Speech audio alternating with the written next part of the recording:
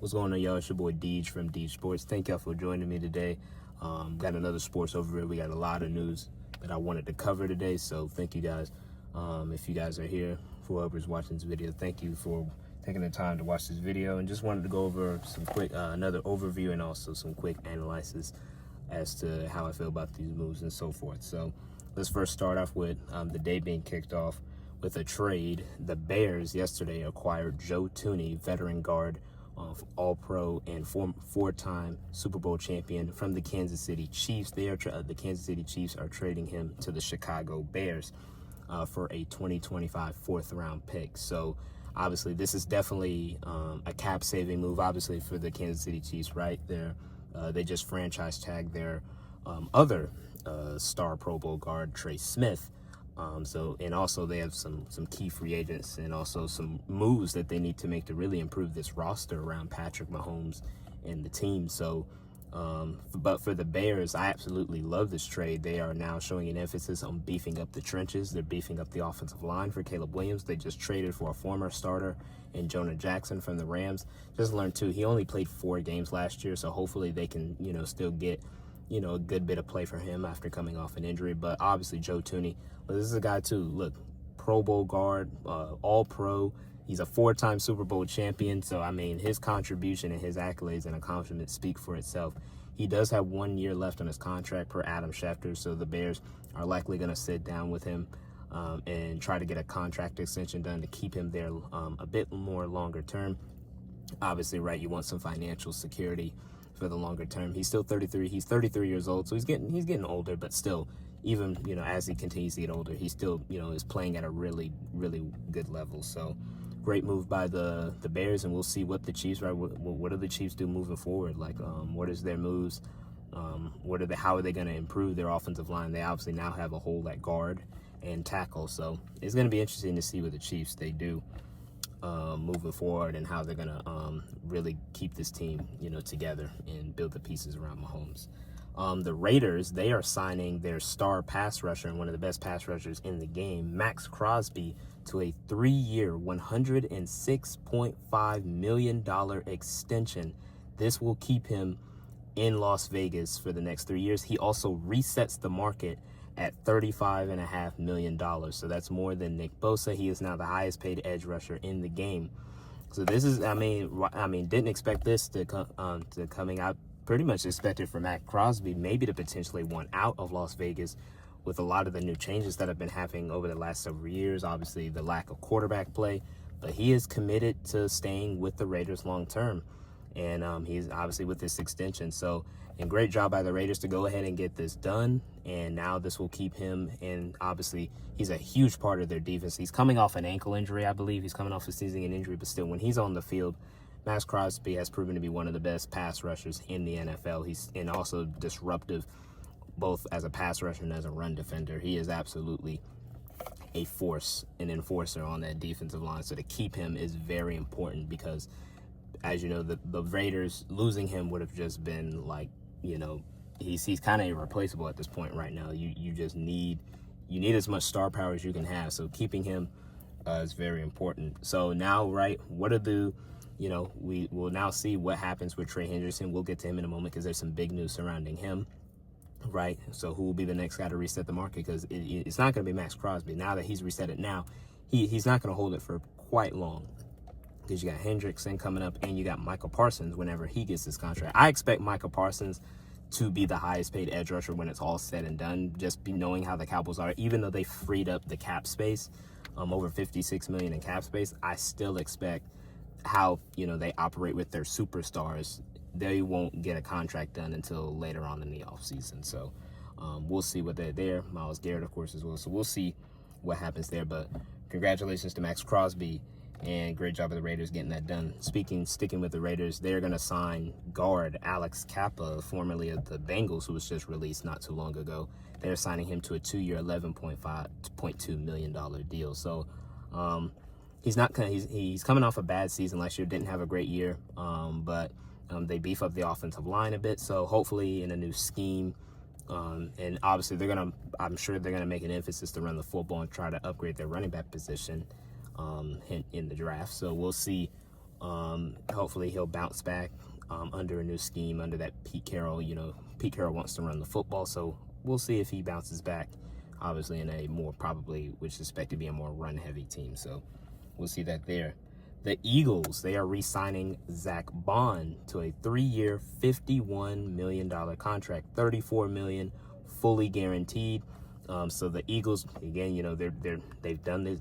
Howie Roseman continues to get it done. He's proven to be one of the best GMs in the game. He is the best GM in the game, and he's getting his guys done now. So I do expect them to lose, obviously, a Milton Williams, a Josh Sweat in free agency, because they just extended Saquon. They've now paid and got Zach Baul down, but he was to me, after he was their most important free agent to bring back. His impact on that defense is very, he can cover, run defense. He forces turnovers, both punching the ball out and also intercepting the ball. He makes plays. He's a playmaker at the linebacker position, so keeping him was vital for this defense. And obviously, Darius Slay, they saved some money cutting him, but they won't have obviously the money that you will want. Like you said, you want to bring back those guys. Right, Adam Schefter, ESPN Insider, talked about this. They want to bring back. Do they want Milton Williams back, and do they want Josh Sweat back? Of course they do, but just due to the business and the financial, side and what they've already done, it's more likely that they are on their way and they'll get paid. And obviously, they're going to be paid relatively high at their positions. I think Milton Williams is the number one free agent in the free agency class, if I'm not mistaken. So that's telling you he is going to get paid. Somebody's going to give him the bag this year. So we'll see there. The Seahawks. Let's talk about the Seahawks, because we got some big news from them. Let's talk about their receiving group. So Tyler Lockett, longtime veteran of the Seattle Seahawks, has been released. They are releasing the veteran Tyler Lockett. He's been really solid for Seattle, really productive for them over their career. In his career, was drafted in the 3rd round out of Kent State, and after being more of a special teamer his first year, really developed into one of the best role wide receivers in the game, and he had multiple 1,000-yard seasons, touchdown catches. Apologize too, I didn't put his stats down, but again, he is retiring.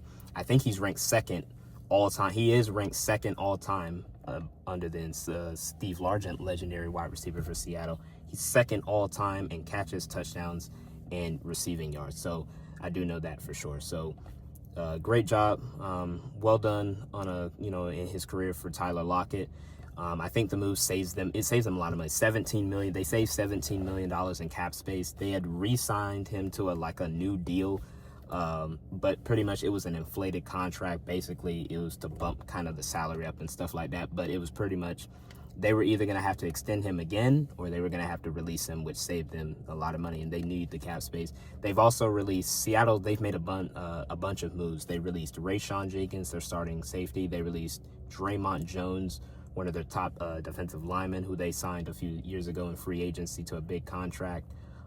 There was a couple other guys that they got rid of as well, but they saved to about $20 million in cap space. So Seattle is creating. They're look for Seattle to be a big active in free agency to try to reboot their team. But we also have, sticking with, again, the wide receiver group, DK Metcalf, this is the big one, has requested a trade from the Seahawks. Yes, he wants out of Seattle. So it looks like Seattle doesn't want to extend him. He wants a new contract, and I don't think Seattle is willing to give him a contract extension. So he wants a trade. He wants out. He wants to go somewhere where he can, obviously continue to play, but also get a new deal. And Seattle's proving that they don't want to pay him. So DK Metcalf is on the final year of a 3-year extension that's paying him $18 million. And obviously, I think DK Metcalf still right now, he's coming off a good year. He missed 2 games with a knee injury, but he had 66 catches, 992 yards, and 5 touchdowns last year. And obviously, if he played those 2 games, likely is over 1,000, maybe 1,100 yards. So DK Metcalf is one of the most productive, and again, a physical specimen, 6'3", 230 pounds, and just the speed, the athleticism, the physicality that he brings. There's going to be multiple suitors. I think my number one suitor is the Los Angeles Chargers, knowing they need to improve their skill position group, and that group specifically badly. They have Ladd McConkey right? A rising star, my boy and dog, man, Lad McConkey, coming off a great rookie season. But Quentin Johnston, he's just not cutting it, you know. He was okay, but again, drops have been just a major issue for them. Joshua Palmer is injury prone and just more of your number 3-4 wide receiver. So they need a true number 1 wide receiver. They need that true number 1 wide receiver. So why not go get a DK Metcalf? Also, the Pittsburgh Steelers, right? They could use another wide receiver. I know DK Metcalf, it was reported to that from Bleacher Report that he wants to play for a contender. So maybe obviously like the Chargers, who are, you know, they need some pieces, but they've freed up a lot of money with the moves they've made. We'll get to that shortly. The Chargers, I think the Packers, right, would obviously there was a reported deal that there was a deal in place to send him there. The Packers, that makes a lot of sense. The Patriots, for the simple fact, obviously not in the contention side, but they have the most cap space of anybody in the league. They have a ridiculous amount of cap space. I think over $120 million in cap space. They could, to be honest, if they wanted to, if they were desperate, they can make DK Metcalf the highest paid wide receiver in the league, just because they have that much money. So there's going to be suitors. There's going to be a lot of suitors for DK Metcalf and in his services. But I look for the Chargers for me to potentially make that move to bring him in. The Steelers also make sense because if they bring back Russell Wilson, there's that obviously connection and bond with he and Russell Wilson and their time in Seattle. So that's if that case were to work out for Pittsburgh. The Chargers, sticking with them, they are releasing their former number 3 overall pick and pass rusher, Joey Bosa, who at one point was one of the best pass rushers in the NFL. He has since dealt with a lot of injuries. But Joey Bosa, in my opinion, when he's on the field, he's one of the best, to me, still one of the top pass rushers in the game. Not top, I don't think he's at a top 5 level anymore, me personally, but I think he's still about top 10, top 15. The problem has just been injuries. Joey Bosa has missed a ton of time over the last 3 to 4 years with injuries, and I kind of expected this move to come. I expected the Chargers, obviously he's on a mega contract, and cutting him saves them $25 million in cap space. So I think, too, there is also, Adam Schefter reported, he could potentially join San Francisco and join his brother, Nick Bosa, and reunite the Bosa brothers together. So that would be pretty interesting. I think the Falcons, right, the Chicago Bears, the Detroit Lions, the Washington Commanders, teams that need pass rushing help.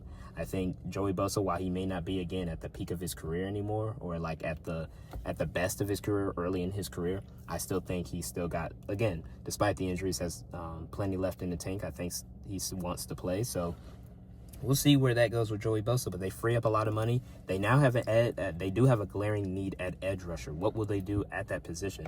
Because Khalil Mack is also a free agent. I know they've got the young guy, JT. I know they got the guy from USC that they took who's been really solid for them. I can't remember his name, number 45. That's all I know. But he, you know, they need help. They gotta address that position because now they're top 2 pass rushers, a duo that was seen to really be a game-changing duo. It didn't quite work out like that way simply due to Joey Bosa missing time with injury, and Khalil Mack, he had a great year 1 year, didn't the next year, a great year 1 year, and then now he's a free agent. So we'll see what they do to address that. I do look for them to doing that in the draft potentially, right? I think obviously you've got James Pierce, Donovan Izaraku, Mike Green, who could potentially be available at the 23rd overall pick. So they have a chance to upgrade that spot.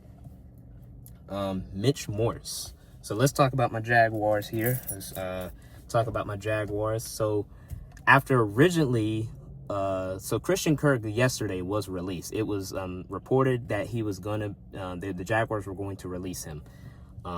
But today, not too long ago, Ian Rappaport, Adam Schefter, and Bleacher Report, Diana Rossini from ESPN was the first to report the news. We are trading Christian Kirk. The Jaguars are trading him to the Houston Texans for a 2026 6th-round pick, for a 2026 7th-round pick, I'm sorry. So, me personally, okay, here's my thoughts. So, obviously, look, and the fan of me, I don't like, obviously, that we're trading him to a division rival who's now the 2-time AFC titles winners. So I don't like that. And you're giving him to one of the top young quarterbacks in the game in C.J. Stroud. However, when you look at the business, side, the fact that Jacksonville they got something in return for him compared to losing him for nothing. I mean, hey, you see a lot of players who've been productive in their careers. You lose them you just let them go for nothing. So the fact that we got a draft pick for him, I mean, I guess it's good. The fact though that we traded him to the Houston Texans, I don't like it at all. I personally just don't. Because again, here's my thing. Christian Kirk, yes. And again, the move to let Christian Kirk go makes sense. It absolutely makes sense because he's missed 14 games in the last 2 years, and he's making over his base salary this year is $16.5 million, which the Houston Texans will take on the rest of his contract. He's on the final year of that 4-year, $72/$84 million deal that we gave him in 2022. So they're going to pay the rest of his salary. We saved $10.4 million in cap space. So again, we save money, we save cap space, and we get a draft pick. So that's the good side of it, right? We get something in return, and we save a good significant amount of cap space. Just trading him again. When Christian Kirk is healthy, when he was healthy in 2022, he had over 1,100. He had 1,108 receiving yards, 8 touchdowns. I think he had 84 catches that year. He was our number 1 receiver that year. So Christian Kirk, when he's been healthy, has been really productive. Now he does drop some key passes here and there. And obviously he's been injury prone. So Houston, they're taking on the risk of, again, their wide receiver group has been beat up the last few years with Nico Collins missing some time. Stephon Diggs, I don't anticipate he'll be back next year. I don't expect him to be back next year after this move. Also, Tank Dell is coming off a major knee injury, and I don't expect him to play. I don't think he just had a second surgery, so I don't think Tank Dell will play this year, just due to everything going on with his knee injury.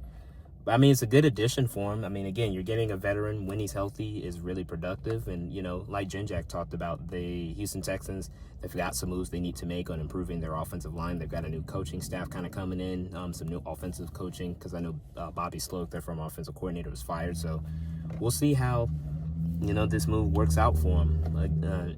But I saw a comment.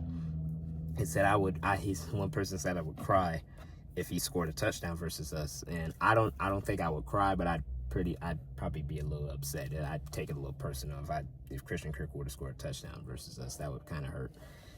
So, but I wish Christian Kirk nothing but the best. Again, nothing but respect for him. The business is a business, but Christian Kirk, again, just nothing but respect. Great player, great dude, great, just character, fit. And, when he was healthy, he was productive for us. Just the injury bug got him the last 2 years, but great on and off the field. And, he's just a great, really good overall player and a good person. So wish him the best in his Houston journey. Kind of not, but y'all know what I mean. It's just the fan side of me. But I wish him the best. But hate to see him go to a division rival. Definitely hate to see it. Speaking with the Jaguars, Mitch Morse, our starting center from last year, who we signed to a 2-year, $10+ million contract, is retiring after 10 seasons. Mitch Morse was drafted. I think he was a second-round pick out of Missouri by the Kansas City Chiefs. Played 4 years there, got a big contract, and played the next 9 seasons, played his next 5 seasons with the Buffalo Bills. They ended up releasing him after they got rid of a parade of veterans because they were so their cap space, they were in the way bottom of the cap space, so they released a plethora of veterans, you remember, in 2023. So, but Mitch Morse is retiring. He released a statement on his retirement, just basically talking about, just thanking, obviously, the support from his family, his friends, and everyone, obviously, the Chiefs, Bills, and the Jaguars for, obviously, everything they did for him in his time there. He's looking forward to spending time with his wife and his kids. So he's retiring after a pretty good NFL career. Not a Hall of Fame career, of course, but he did earn a Pro Bowl, and he was a starter and got, he got paid. He made a lot of money in the NFL, so he was a productive NFL starter. So wish Mitch Morse congratulations on retirement and wishing him the best. So now this opens up a glaring need at center. look for the Jaguars potentially to go after Drew Dolman, top free agent center from the Atlanta Falcons. But last news, and we'll wrap it up here. Thank y'all for who are sticking with me at this current time, because I know obviously this video is pretty long right now. But the Bengals are now giving Trey Hendrickson, their star pass rusher, to seek a trade. So obviously Trey Hendrickson is coming off another great season. He had 17.5 sacks. He was a Defensive Player of the Year candidate and wanted a trade last year, requested a trade last year because he and the Bengals couldn't work on a new deal. He wanted a new deal. The Bengals wouldn't give it to him. He decided to play this year out, had another great season, and I think they have not been able to come to terms on a new deal. Trey Hendrickson is making well below the market value of his play. He is on a 4-year, $60 million contract. It's only $15 million a year. That is that's less than half of what the market is. Actually, he's $35.5 million. He's making 15, maybe a little bit more. He's deserving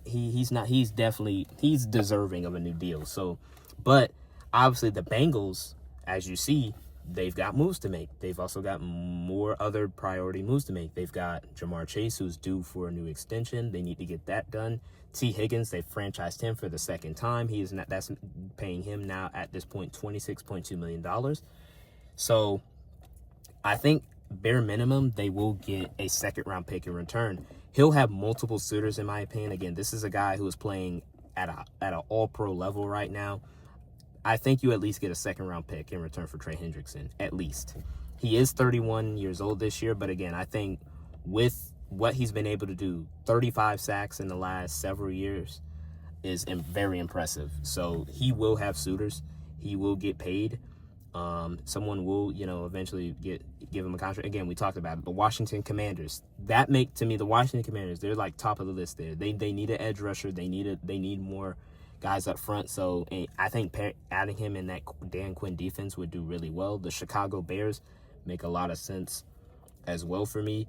The Chicago Bears, the Atlanta Falcons, I don't know if they have the money. They don't have really the money, but any edge rusher you can think of, they need to try to get. So there's going to be a lot of suitors for him. The Chargers, they just cut Joey Bosa and freed $25 million in cap space. They could maybe use that to potentially go after Trey Hendrickson. So we'll see where he ends up going, but I think bare minimum, the Bengals will get at least a second or a day 2 pick for him with what he's doing right now. At least a second, third round pick. I think second. And what this tells me for the Bengals is that they will, I think they want to bring back T. Higgins. They are trying to bring back T. Higgins. They want to keep T. Higgins long term. Obviously, they're giving him the franchise tag to put a hold on him so that they don't let him walk out the building and losing for nothing. But I think you'll see T. Higgins now more likely staying with the Bengals on a long-term deal. When that gets done, I don't know. But I think they've obviously expressed it too. They want T. Higgins back. So now them letting Trey Hendrickson go now creates a glaring need at edge rusher for them, but they want to bring back their offensive nucleus with Burrow, Chase, and Higgins. So we'll see how that goes for them there. Just another sports overview. Again, mock draft is on the way. Again, with these moves now happening and free agency getting closer, I do need to get that out. So I'm going to get that out very soon. So bear with me, y'all. Thank you guys for watching this video. Please like, subscribe, comment, share. I would really appreciate it. Y'all have a blessed day. Stay safe. Peace out.